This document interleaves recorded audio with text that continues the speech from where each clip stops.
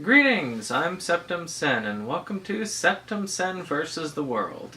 I'm here today with my wife. We're actually on holiday today, and my co-host... On holiday? You were not English? Yeah, well... It's Labor Day weekend, okay? And my normal co-host, Kotobuki Jake, is indisposed. There won't be a pickups video this week.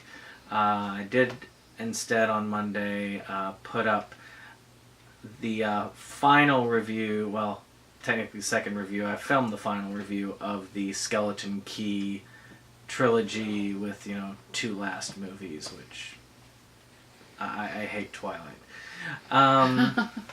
But I do want to make sure that I get a pickup video out, pick up a new release video out, because I want to make sure we keep up with the new releases, keeping up with all the new stuff.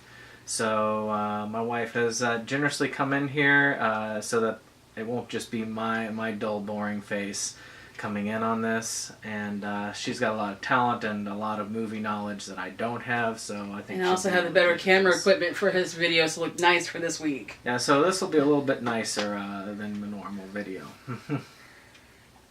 So I guess the first one is the Mummy release.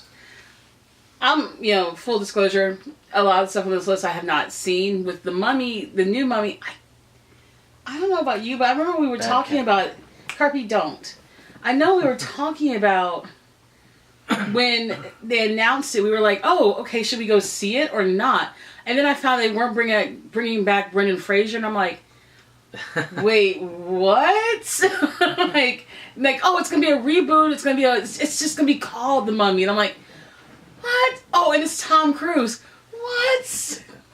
Like, didn't it flop? Like, if I recall, it flopped. It was supposed to be like the first in this series of the return to the old school monster movie universe. There was going to be like a Dracula reboot and just a reboot of a Wolfman reboot, and just that entire old Universal, this dark universe, I believe, is the whole thing.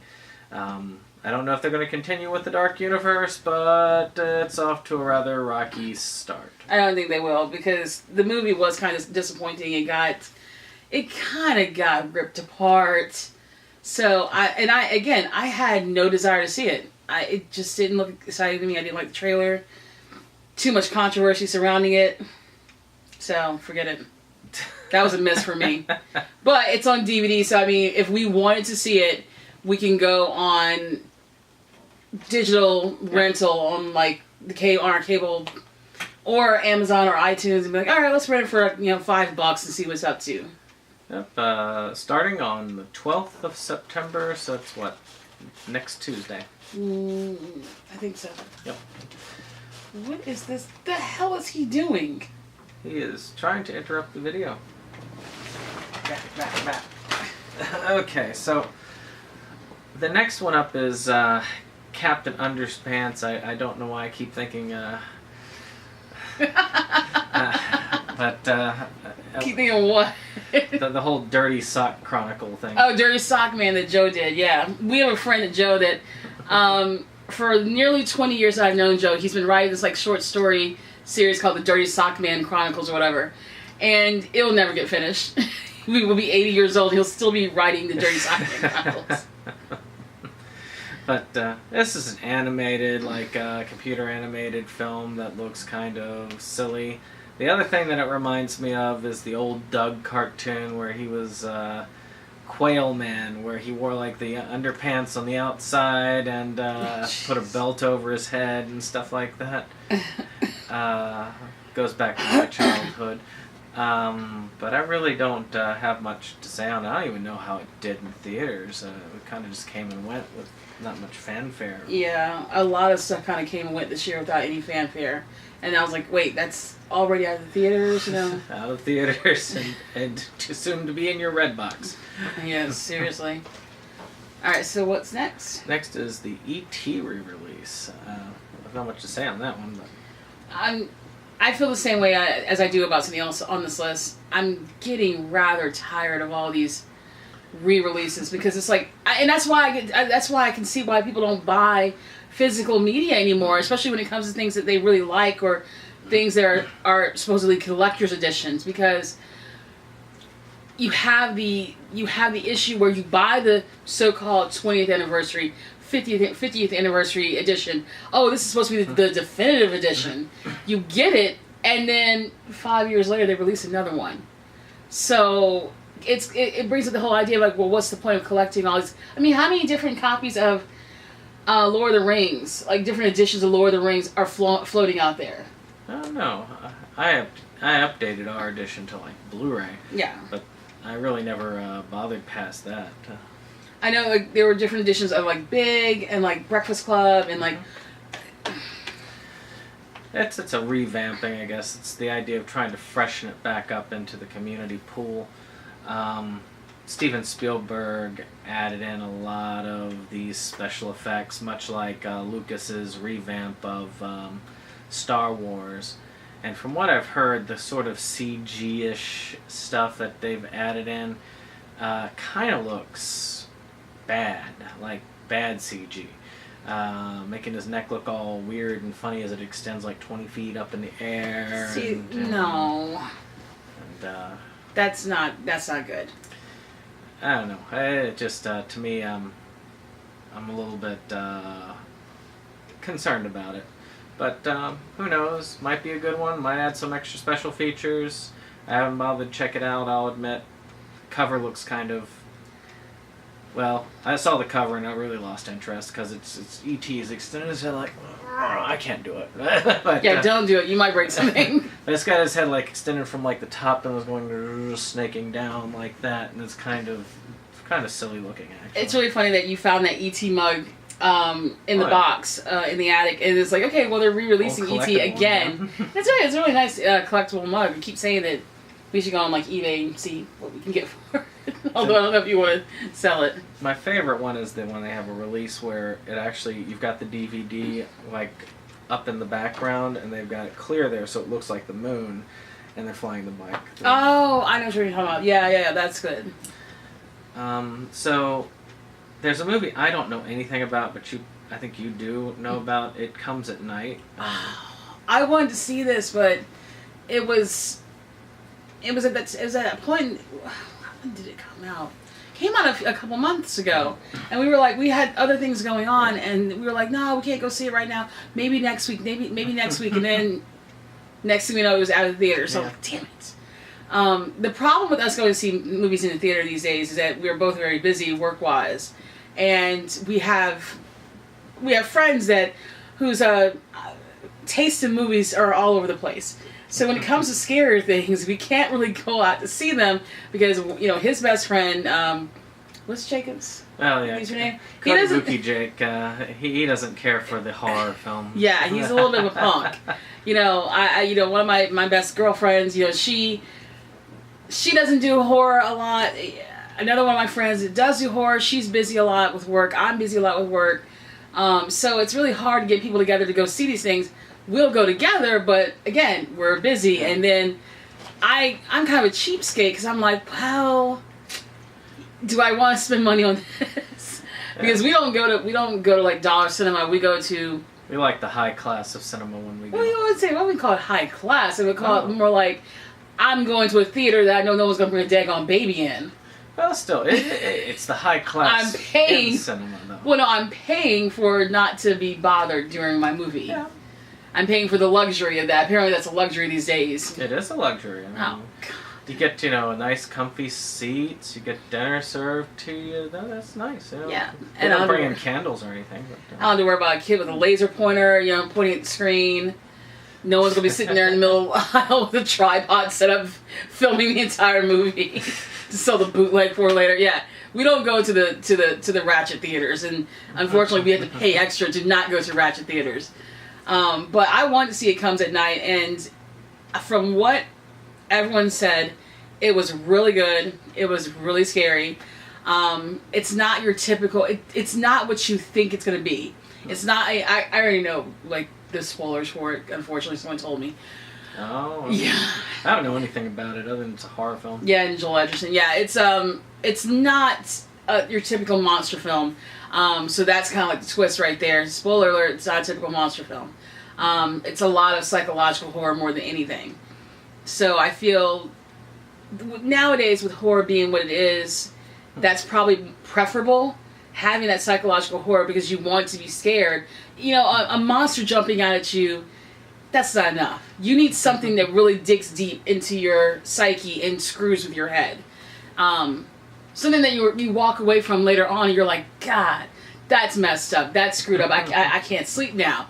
You know, I'll get over the monster from The Conjuring. I'll get over jump scares in Insidious. But I cannot get over those movies that get inside your mind and mess with you long after you've walked away from the film.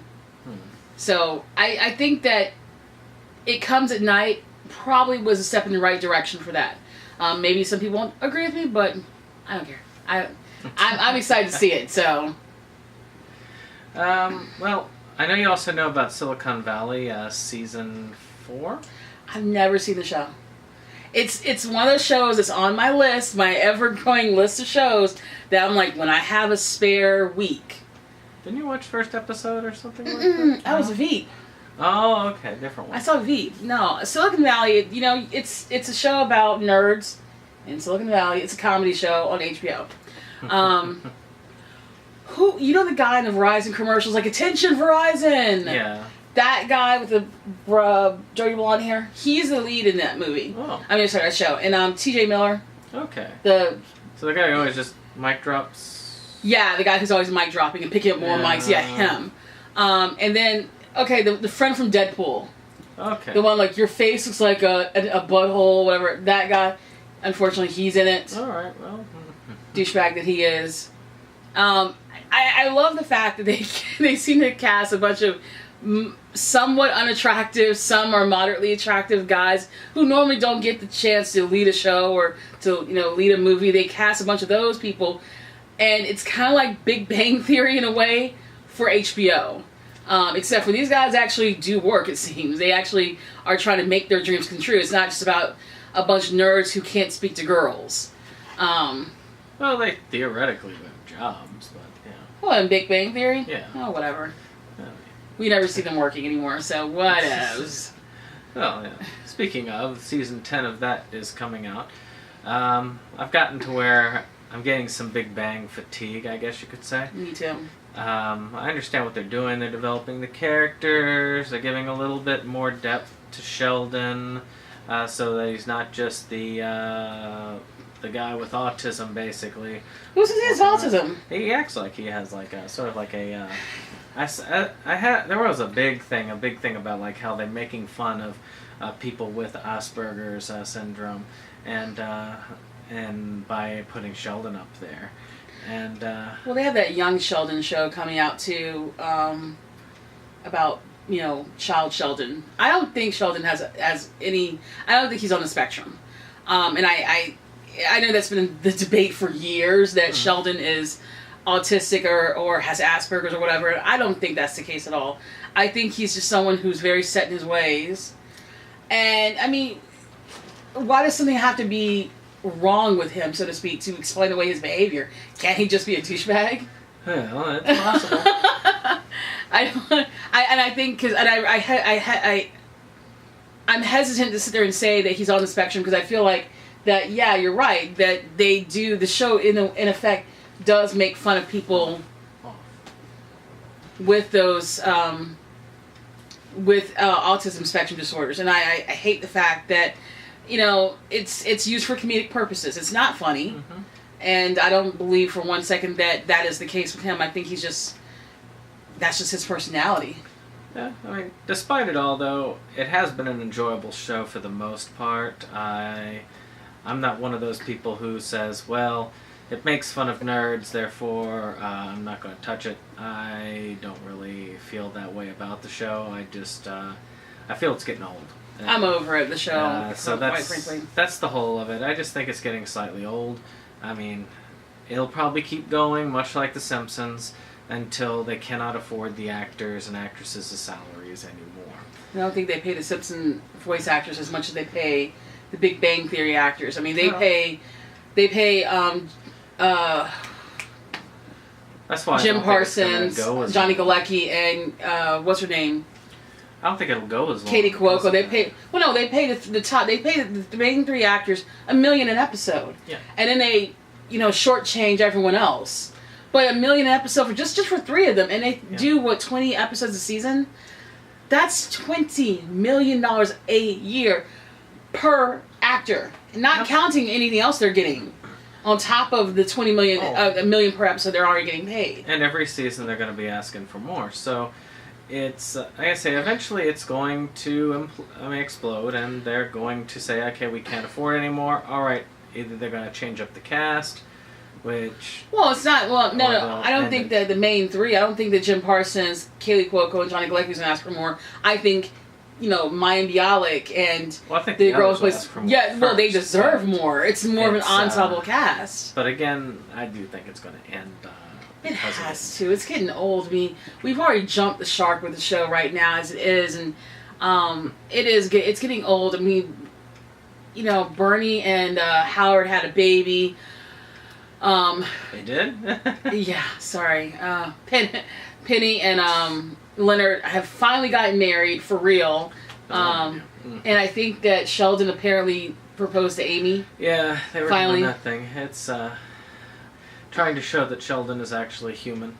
And not a machine. No, I mean, there was that one episode where they had him going off, and he didn't want to leave his room, so he just put Skype on the computer and remote controlled the computer screen with his face on it. Well, like him and Amy finally had sex. I mean, they made a big deal a few 3 seasons ago that they kissed, and it was like one little kiss, like a very passionate kiss, but. That was it, and then they didn't kiss anymore for like the rest of the season or for another season and a half or whatever, and then finally they had sex this past season. I think they had sex or 8 or 9. I don't. It's everything's starting to run together for me. The last time I really paid attention was season 8. I need to. I do have I think 9 on DVD. I need to watch it. Yeah. But speaking of ones that you saw a couple episodes on, you talked about Veep. For something you've seen a couple episodes on, that one also is at season 10. Looks like. Yes, it is. And that's pretty... I didn't even know it was going that long. Does time pass that quickly? I mean, I can't remember. They must have had if that's the multiple case, seasons in a year, because... Veep has been going on since President Bush was on, if it's season 10. Let me... let's see, what year did it start? It only started in 2012, babe. I could have 10 seasons. Maybe I'm wrong on the season. Babe, you're wrong on the season list. They only have 6 seasons. That must be season 6. Because, I must have gotten mixed up when I did the write-down. Well, let's go say 10. That's a lot of seasons. I would say, they haven't been around that long. So season 6. I think it's going on right now, actually. But even with that's still a while for the series to be going on. It feels like time is flowing. Okay, season 6. That's what's coming out on DVD is season 6. Because it ended just in June. So I would say they've only been going on since Obama second term. So I'm like, I knew that because I remembered it. I don't know anything about the series other than it's comedy. It's the few episodes I watched in the first season, which coincidentally is when was around the time that we started dating. It was I watched a couple episodes. It was kind of funny, Well, that's good. I think it's a female lead. Yeah, Julie Louis-Dreyfus. Yeah. Seinfeld. And she's funny. She's foul-mouthed, and she's ambitious. It starts off where she is the Madam Vice President, and of course the show goes on from there. I liken it to if House of Cards were a comedy. And a female-led show, then that's what you would have would be. Let's see here. I skipped down to the bottom, but so then there's Fun Mom Dinner. Jesus Christ. Last week Jacob and I covered covered one that was very similar, like a bachelorette party one that was kind of mimicking Hangover. Which one? The one with Scarlett Johansson? I think so, and that one we're releasing this week on Tuesday. And so, again, it's that whole thing is like, yeah, well, let's do the same thing with a female cast that we've done with a male cast in the past, and hey, it's different. Haha, it's funny. Well, I think Bridesmaids really showed you that females can be funny, and that if you have an all-female cast, it can be interesting, it can be engaging, and hey, they can be just as gross as the guys. Yeah, well, the problem with that is that all these films are the same. Just like with these the hangover type movies for guys, when you do it with the women, they're all the same. At Fun Mom Dinner, they just did a movie like that, Bad Moms. Yeah. And then they're doing a Bad Moms 2. Well, Bridesmaids, I still feel like that kicked it really off as well. That's why I said that, Bridesmaids showed that you could have women who could be funny.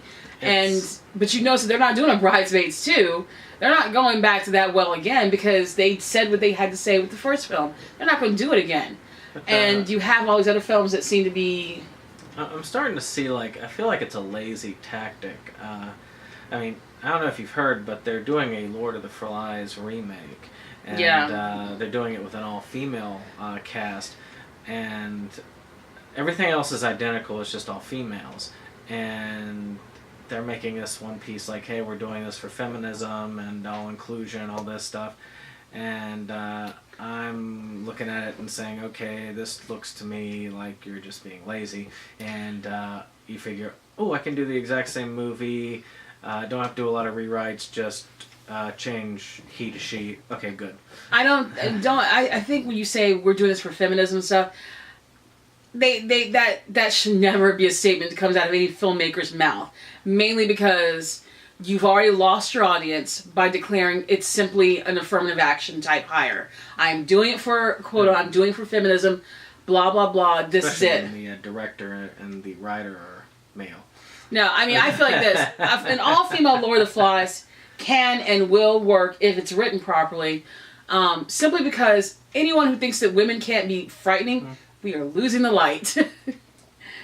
Yeah, we need to really buy some lighting. But anyone who thinks that women cannot be frightening clearly has never been to a public high school in America. Girls are feral. So when they want to get really mean, and I think that a female Lord of the Flies is going to be it's going to be awesome if they treat it right. Yeah. But to say that we're doing this for feminism, I'm a little scared that they're not going to treat it. They're not going to respect the source material. I'm afraid that because they have an agenda and all they care about is their agenda, it's going to suck for that very reason because there's going to be like, here, it's all women and it's going to work on its own and just, we don't have to do anything else. Yeah, don't do that. I feel it's going to be a lazy effort, but I could be wrong and I hope to be proved wrong. Just don't sit there and call it feminism. It's just it's there's nothing about it's not about feminism when we already know how this is gonna look just based off of the original book. You're gonna have a bunch of mean girls running around being bullies. I mean, that's not looking good for feminism. It doesn't look good for anyone to be depicted as a mean girl or a mean boy, but to say that this is only about elevating women, we're not elevating each other by showing how cruel we can be to each other. Well, that's why it's getting fallback. Unlike Ghostbusters, where it was pretty much universally, women in general said this is a very important movie to us. We need this. It has to be good. In this case, there are a lot of people on both sides. There are a lot of people who claim to be feminists that hate the concept because they're looking at it and saying, no, this is not good. It's not a positive portrayal. And it's not about Lord of the Flies. Yeah. I mean, to sit there and say that, I mean, doing an all-female cast for the sake of doing an all-female cast is fine. But to state and say that your agenda is to promote feminism, that's not good. It's not good because you're going to make women look bad, really. Oh. I think with the Fun Mom Dinner, I don't have a problem with all female cast. I love Bridesmaids. I know a lot of people don't like Bridesmaids. I thought it was hilarious. I love Melissa McCarthy generally. I don't like a couple of her films, but I love the idea of the all female type hangover type movies. Right. So next up is something called Dead Again and Tombstone, which is a Danny Trejo movie. It appears to be a sequel of a Danny Trejo Western where he comes back from the dead. This time he's back again, and he has to hunt down some more people who have an artifact that can raise more undead banditos, and then lots of gunfighting and shooting and stuff. I'm sure that's going to be. I'm gonna say something. With Danny Trejo, he will never not work. He will always. And he's got to be one of the hardest working men in Hollywood in the sense that he's always got roles. He's always in something. So it's like, he will never ever go without a role. It's just that I wish he would get more mainstream things and not these like crappy B movies. He's fun to see when you see him what he's in. I mean, shoot, I liked the Machete movies, and there was what was that one, the one like way back with Cheech Marin, and it was one of Tarantino's earlier. Oh, you mean From Dusk Till Dawn? Yeah, thank you, From Dusk Till Dawn. Oh yeah. So that, I mean, it was fun watching him in that. So again, entertaining actor, very much. Friday Night Lights is coming out with another full set. I believe this time on Blu-ray, so you can own the entire Friday Night Lights on Blu-ray. It's crazy because like the show ended a few years ago, and it's like it seems like every other year they're coming out with another set. It looks like I don't know how many sets have come out already, but we were talking about this earlier. Like, how many definitive sets are you going to keep on releasing? And this was the one I was talking about. I'm like, good lord, like Sex and the City. It's like, how many more sets are they going to release? I'm tired of this. It's like, release the set. If people are that interested in the show, they're going to keep buying. They're going to buy the daggone set. Don't sit there and make it out of print, and then 5 years later, we're going to come out with another set. Just keep printing the current set. And leave it at that. I mean, if you got to lower the price after a while, then fine, do so. But don't sit there and keep printing out new sets and then making people feel like they gotta buy the new, ultimate set all over again. So, whatever. So, now, I do believe that certain things, like, there are certain times when you've got a set that's, like, really low on the special features, or if you, like, come up with a set that has a lot of significant upgrades to it, both visual upgrades, for instance, Criterion release. Well, Criterions are a whole different ball game of an ultimate release. I mean, Criterion's like literally it is the definitive one. Yeah. Like nothing better is going to come out but the Criterion release. And I've noticed that with Criterion, they don't re-release their own stuff. I don't very often or not at all. Like you're not going to see another release of Last Days of Disco. Yeah. Or the Before Sunrise, Before Sunset, Before Midnight movies. You're not going to see another Criterion release of that ever again, probably. But you do see a lot of re-releases of Criterion. What was that one film that Dustin Hoffman... Straw Dogs. Yeah, I've seen 2 re-releases of that on Criterion. Yeah. Well, like, there's that one that I have that was a Criterion, I believe, that I borrowed from someone I know that I can never find a person to give it back to them. And then there's the one they released, in time for the anniversary for the movie, I guess. I don't know. But... of course, you also have Orphan Black, that has season 5 is out. Yeah, another show that's on my long list. It's English.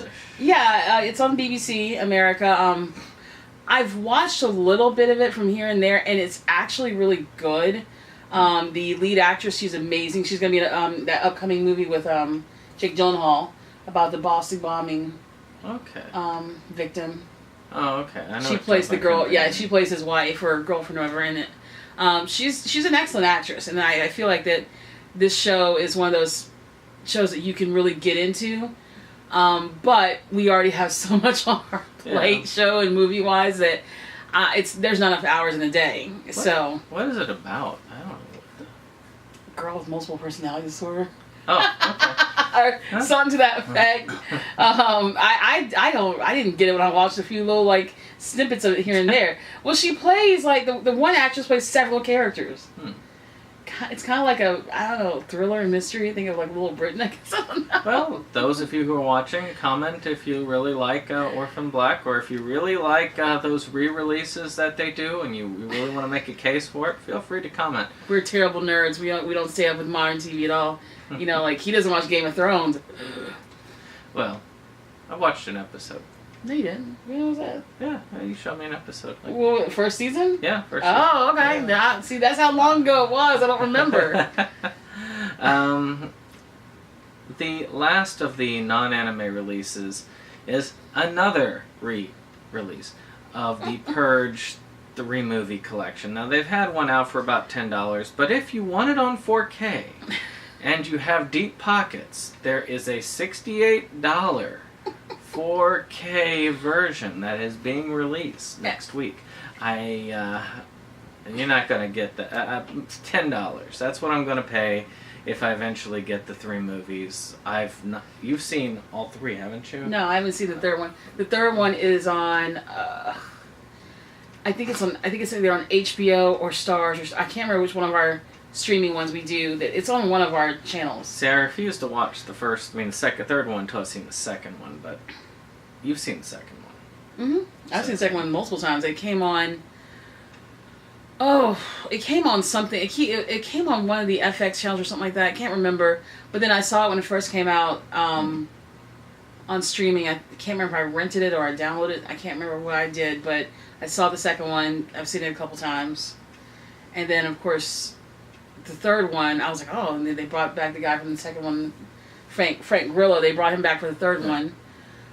So I want to see the third one simply because I've already seen the first 2, but it's like, I don't see the whole thing with the another release for the set that I have a problem with is that from a year from now, they're going to do another set because they're doing a 4th Purge movie. Oh, this one's a prequel. Exactly, that's the thing. I'm like, hold the phone. Why do y'all keep doing these like expensive sets when you're still producing the franchise? That's like, dude. That was like with Fast and the Furious. Fast and the Furious. That was like with Saw, the Saw movies. Yeah. Now they're doing a new one of those at the end of October. Exactly.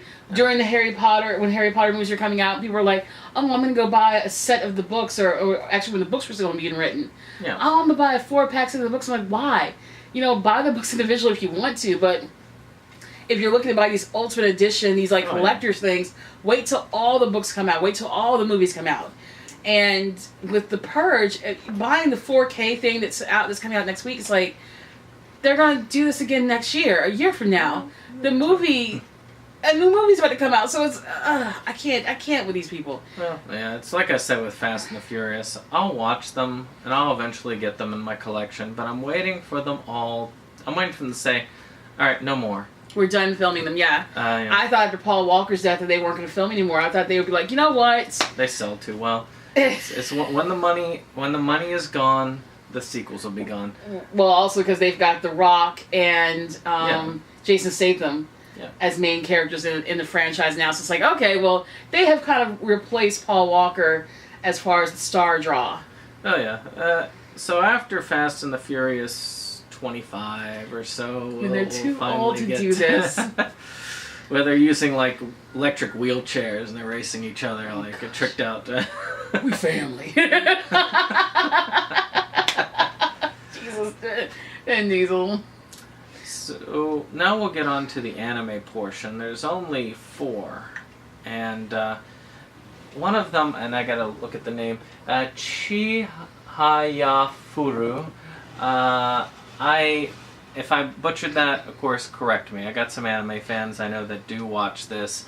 So, season 1 of that is coming out, and it is